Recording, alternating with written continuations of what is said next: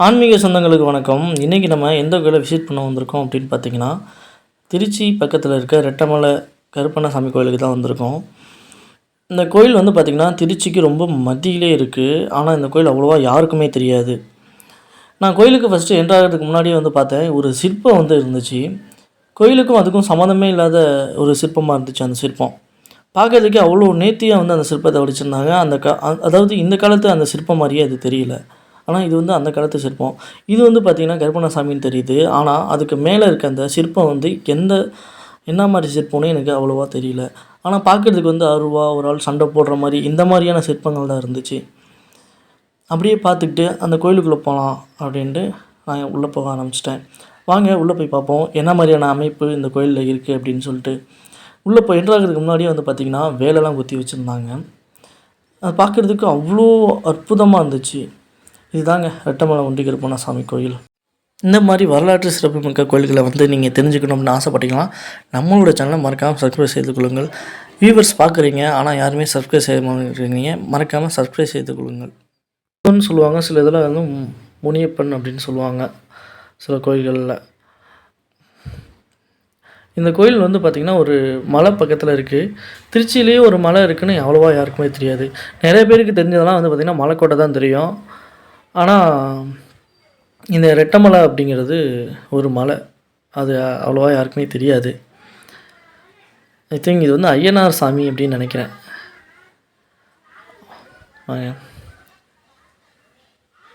ஐயனார் சாமி தான் வந்து பார்த்திங்கன்னா யானை மேலே இருப்பார். பக்கத்தில் பார்த்தா அப்புறம் ஒரு கிணறு ஒன்று இருந்துச்சு. என்ன கிணறு அப்படின்னு உள்ளே எட்டி பார்த்தா அது ஒரு மொட்டை கிணறாக இருந்துச்சு. ஸோ யாரும் குப்பைகள் எதுவும் போடக்கூடாது அப்படின்னு சொல்லிட்டு வேலியை போட்டு வச்சுருப்பாங்கன்னு நினைக்கிறேன். ஆனால் இருந்தாலுமே குப்பைங்கள்லாம் நிறைய கிடந்துச்சு. அதை சுத்தம் பண்ணி வச்சா கூட அங்கே இருக்க வரவங்களுக்கு இதாகும். பாருங்கள் கோயில் எந்த அளவுக்கு இருக்குதுன்னு சொல்லிட்டு. ஐயனார் சாமி அப்படியே போனால் உள்ளுக்குள்ளே வந்து ஒரு மரத்தில் தொட்டிலெலாம் கட்டி வச்சுருந்தாங்க.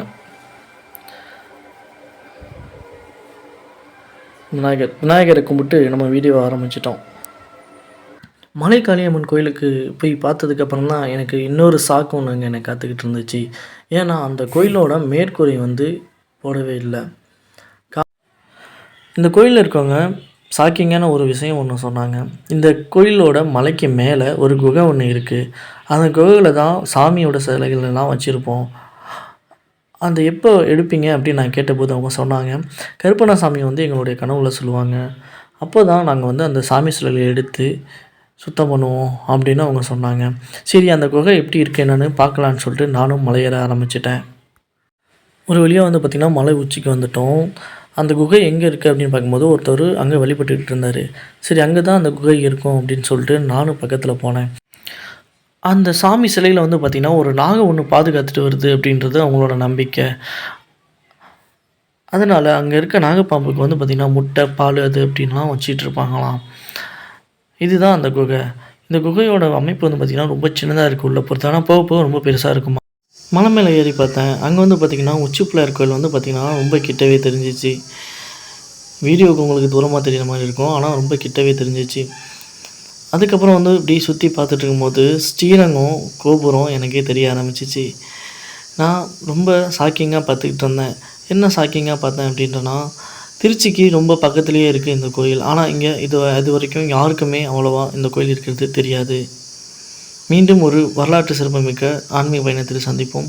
நன்றி, வணக்கம். மறக்காமல் நம்மளுடைய சேனலை சப்ஸ்கிரைப் செய்து கொள்ளுங்கள்.